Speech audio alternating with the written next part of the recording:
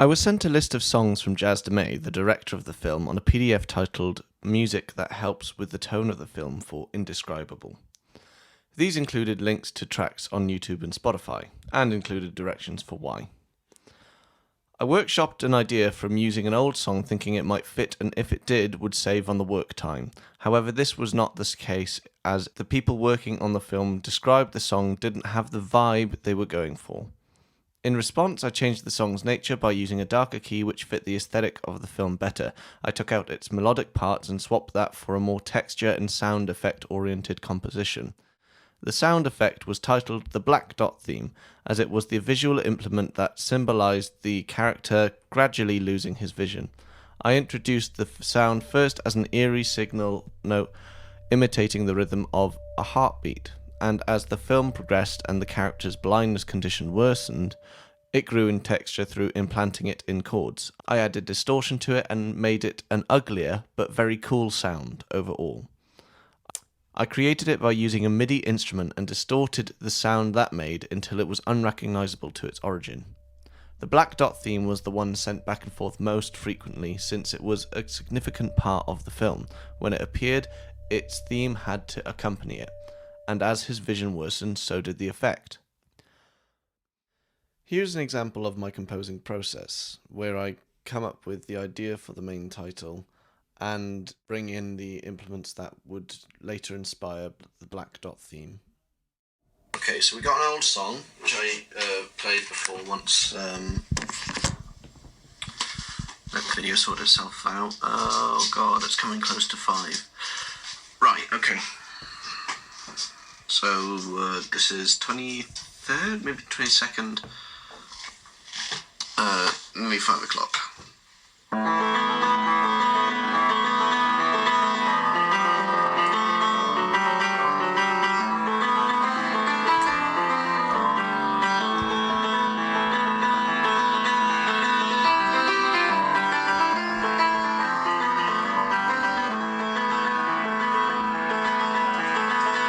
That was the old one. Now I can use that for this montage, but I feel like it misses with that. So what I'm doing is just using the same main minor chord. So it's more like one da da da da dum da da da dum da da da dum da da da. So we're using the whole chord with the fourth finger, using taking up the third spot. So it goes 1 5 1 1 5 1, and then 1 2 3 4 5 1 5 1, back to 3. So.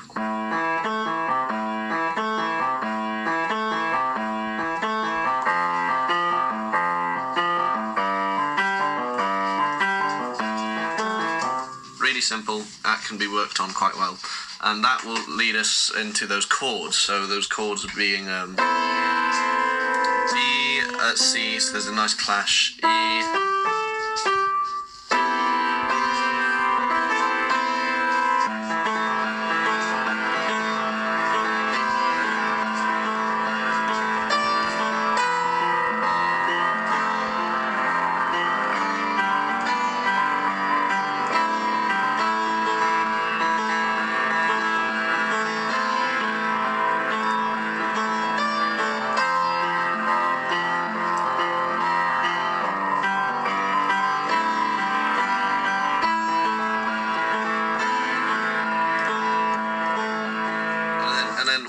because it's in the same rhythm as, we can try and change it. It's a little clunky at the moment, but I can sort of find it out.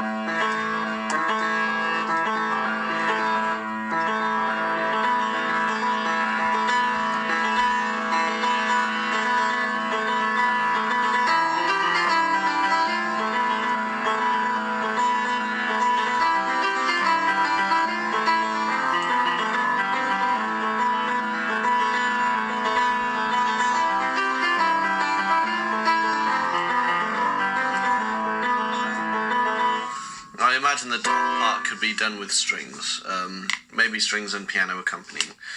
That would work quite well. Let me know what you think. This example of my composition process progressed into this, the final outcome of the main title's theme.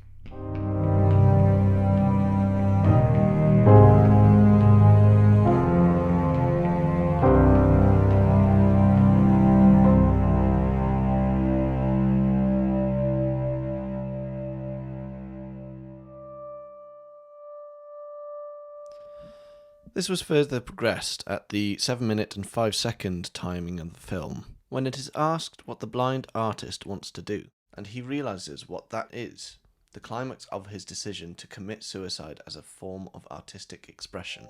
It is why it was also chosen as the main theme, as that was what the main theme of the entire film was about.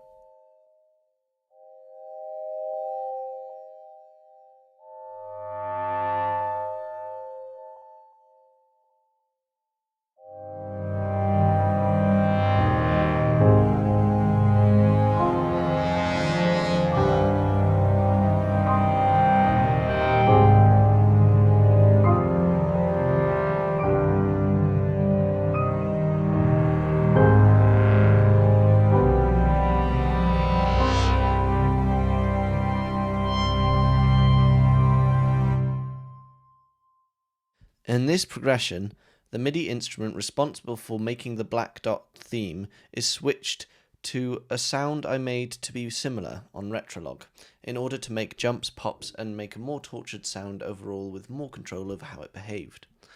I wanted to balance it more in the mix, but the director wanted the music to be secondary, with the black dot theme in the forefront of the track. Most of the work was done at home, and due to the poor planning of the film team, from them constantly changing the timing of scenes and length of the film due to screening issues, and the unforeseen loss of my grandma, where I was asked to make the music playlist for the funeral, which took a week to prepare, we had little time to experiment with the music. Though I wanted to work closely with the sound design crew and Foley team on the film, we only had a few meetings over Facebook Messenger where we were able to discuss points of interest which we would work on separately. I did, however, work closely with the director, Jazz DeMay. We both thought this was best for time, as it meant that there was only 2 people inputting in decisions within the creative process of the song. The aesthetic the director wanted for the film was interesting to work with and not what I was used to writing. Much of it didn't have the means to play acoustically due to the lack of the skills in the instruments asked for. This meant I had to use MIDI and had to use a Command-K control on Logic to play the piece.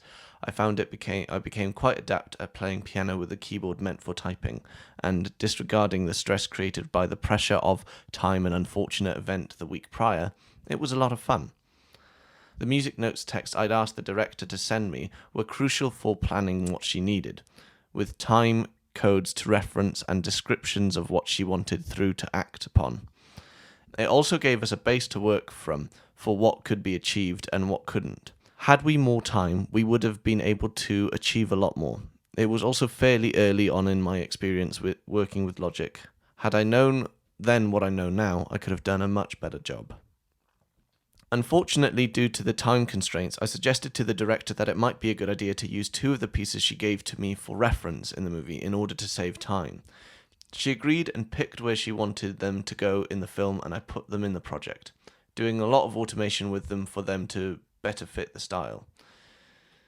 In working with the key, I also changed the key of the black dot theme to fit better with the music used in the case of the Candyman. For the automation process of automating the Candyman song, I automated the overdrive, parameter 3 of the channel EQ, and kept a low cut frequency of 26.8 Hz throughout its runtime.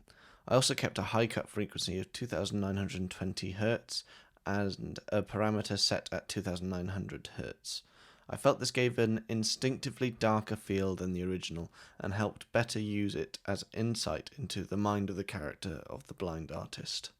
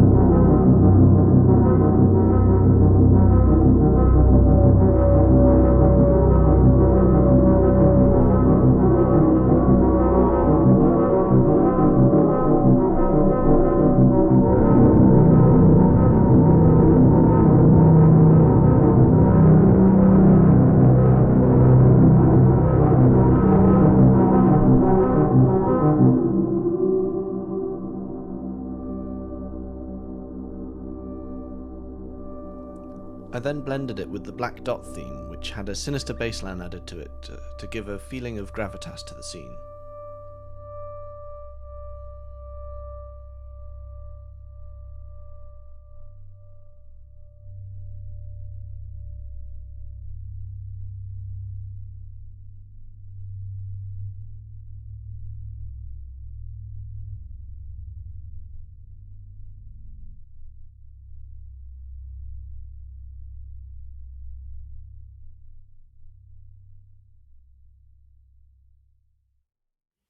When working with the film group, I also tried to come across as genuine as possible so that they were comfortable working with me, which means I used language I usually would when talking to friends or family. This helped a lot and allowed me to maintain a positive relationship after the project was over. I made sure to include activities outside of the project to help morale and allow for a faster workflow. They used me as an extra for the project as a result of the positive personality I exuded, and working with them on set really helped keep tempers at a consistent level. At the end of a long shoot, I bought everyone coffee, which everyone greatly appreciated. I had to adapt to working without a desk when I moved back home for the Christmas holidays and to see Grandma before she died, as I was told her condition was worsening. This made working on the project difficult due to the lack of resources I would have had access to had I stayed in Cheltenham. Even so, I found that distractions like booking the studios and finding instrumentalists for what was needed wouldn't have done any good for the short deadline I was given for the project. In a way, working with limited resources meant I had more time on the project. The MIDI instruments fulfilled their purposes far better than I originally thought they would, and my decision to use them gave me more creative control over what I was writing compared to already recorded audio I would have had to been working with had I recorded instruments for the project. To summarise, working with the film crew, although stressful, was extremely rewarding. I learned a lot about putting audio to film and the importance for it. This process with working with film had me thinking less like a musician and more like a sound designer with a Black Dot theme, and how the music complemented what was happening on screen. I learned how I had to fit the music with the scene's time, which in itself was stressful due to it constantly being changed in the editing process, with different versions of it constantly being sent to me on a near daily basis. Unfortunately, due to the untimely death of my grandma and the final edit of the film being changed, I could not complete what I originally envisioned and had to adapt by using other works from composers on the reference track, automating and editing their work the best I could, given the film's deadline on the 15th of January, which gave me a little over a week to complete it. Working closely with the director really helped the creative process, as she would tell me what she wanted and I would tell her what was realistically achievable, and together we workshopped and settled on decisions you can see in the final cut. It felt like an extremely productive process, which they claimed was received extremely well for their screening. If I were to do this again, I would try to gain a full understanding of where they were in the process of making the film before I agreed to compose for it. This would give me more time to prepare and compose the music, resulting in a much more professional sound. I would also prefer that the next time I worked on a film, family tragedies wouldn't occur, as that made it extremely difficult to maintain my motivation and took a lot of willpower to fulfill my duty to the team.